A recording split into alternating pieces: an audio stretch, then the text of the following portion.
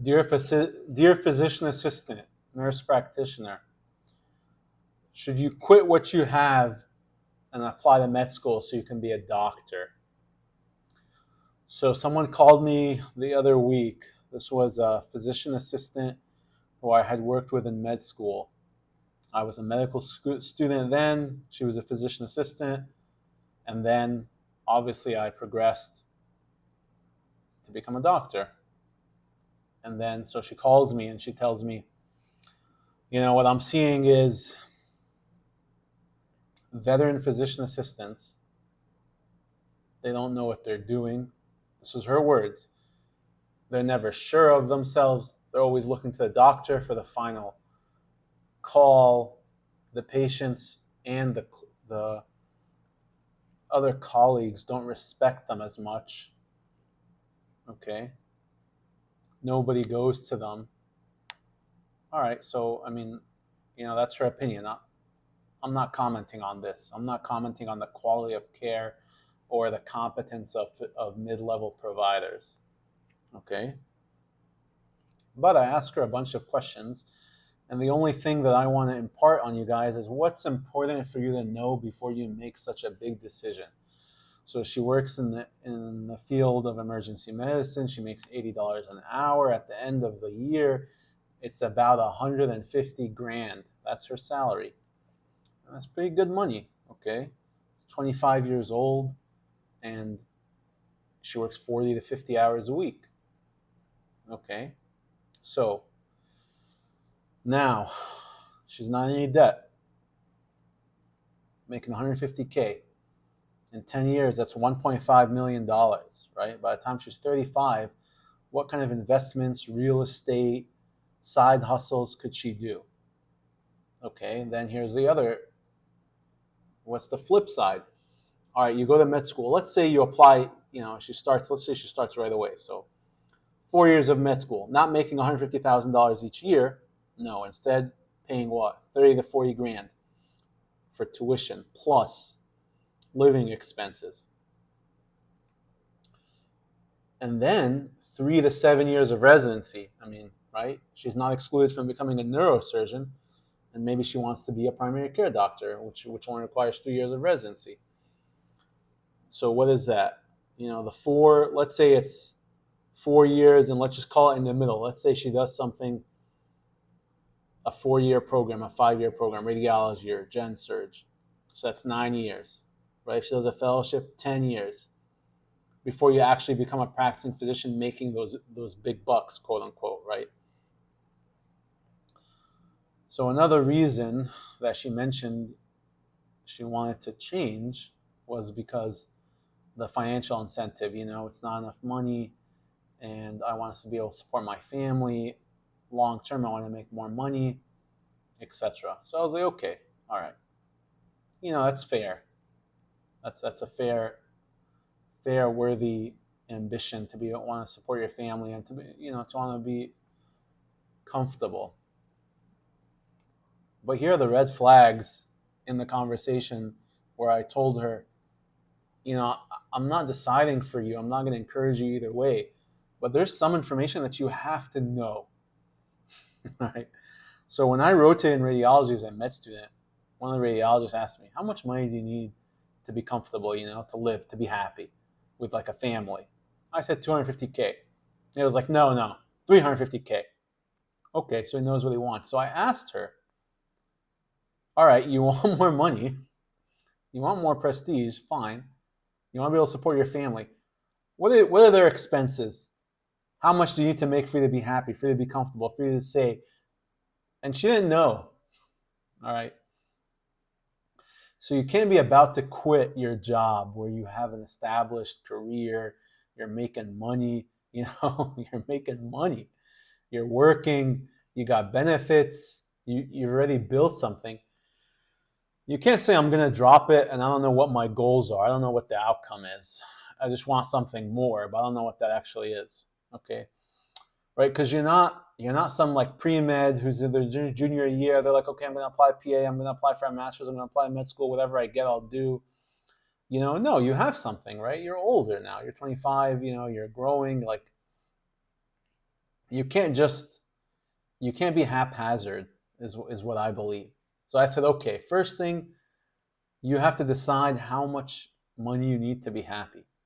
Because if you only need 250K to be happy, then it's definitely not worth it financially if you look at the numbers, right? Because of the debt and the lack of the opportunity cost, the $1.5 million of earning potential for the 10 years that's going to take you to become an attending, right? Lost, right? So, if you need to be a millionaire, if you need to make $700,000 a year to be happy, then okay, right? It makes more sense that you need to become a neurosurgeon. Here's the other crazy thing. So then I asked her, okay, so you want to support your family. Obviously, that means your family's not supporting you right now. You're making money. You're supporting yourself. Okay, only graduated a year ago, by the way, right? She's 25, so it's not like she's been working for 10 years. Okay. And so I was like, so when you go to med school, who's going to pay for tuition? All this stuff. She's like, oh, I'm going to take a loan. Okay. How much? How much money is a loan? How much debt are you going to be in when you graduate med school? Oh, I don't know. I didn't calculate that. How much interest is a loan? Doesn't know. All right. So what am I telling you? When I applied to med school, I didn't know anything about anything. All right. I started. I had nothing. All right. I was building from nothing, so I had nothing to lose. But when you've really done it right, when you've really done it right in your early 20s, and you have an opportunity in your hand where you're successful, and being a physician assistant, by the way, in my opinion, I mean it's pretty good. It's not nothing. It's incredible. You went through a lot of schooling. You worked hard, and you're really able to help people. And my first encounter in the healthcare systems when I tore my ACL in 2012 was a physician assistant who was very, very competent and who led me towards a path of recovery, and connected me with the right people, and guided me and became a mentor for me, and got me a job at the University of Florida Student Healthcare Center, and in essence, opened the door for me to become a doctor, right? So I'm not discounting the role of the physician assistant.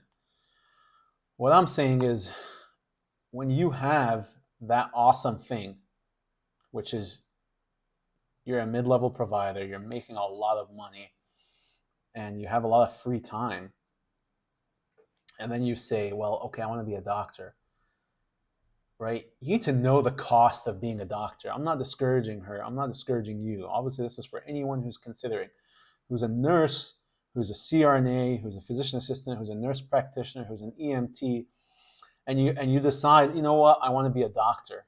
I want to go back and go to med school. That's all fine. We need to know, you need to do the math. What's the opportunity cost of lost income? How much debt am I going to be in? What's the tuition like? Am I going to go med or DO, out of state or in state? Am I willing to go to the Caribbean? What specialty do I want? You have to plan to the end, right? Do you want to do family medicine, or do you want to do? You can't be going to explore, right? You're already in the healthcare system. It's just insane for you to go, oh, I'm going to still explore. Like, if you're a PA, you're a nurse practitioner, you've already been exposed to surgery, to primary care.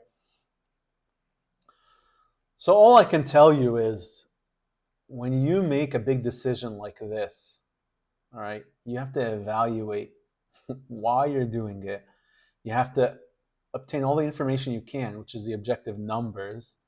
And then you have to do your best to decide, is this really going to make me happy? Or is it that if I do a few other things on the side with my free time as a mid-level provider, right? Because residency is 80 hours a week for 5 years. Med school is hard, by the way. Maybe it's going to be easier because you're a physician assistant, but the clinicals, I mean, you're still going to have to put in the time.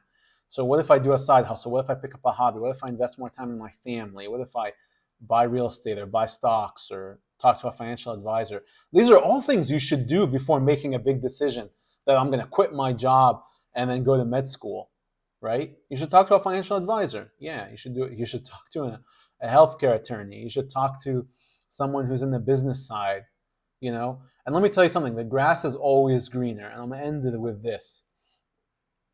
I know a guy in South Florida, he's a nurse, okay? He's a nurse, and he's also a business owner. And just a few months ago, he started this He started a Haraz, Haraz. All right, and he's the franchise owner. And I went there yesterday. Damn, I wish I was a businessman. I wish I was a business owner. I wish I was an entrepreneur, but I'm not. I'm a doctor, and that's it. That's all I am. And maybe that's a lot. Maybe I'll become something more, and that's good. But he's a nurse, and he's a business owner. Maybe one day he was when he was in nursing school, or when he was in the wards, a doctor gave him some orders or whatever, and he was like, "Man, I wish I was a doctor." I'm over here. I'm wishing I was a business owner, and he's got that, right? So whatever your primary profession is, if it's a PA or a nurse practitioner, nothing is stopping you from investing so much time, the 100-hour weeks that you would invest in med school. No one's stopping you from investing that in a business, a side hustle, a project, a passion, a hobby, whatever. So you have to consider all those options. I just want what's best for you. Reach out if you have questions.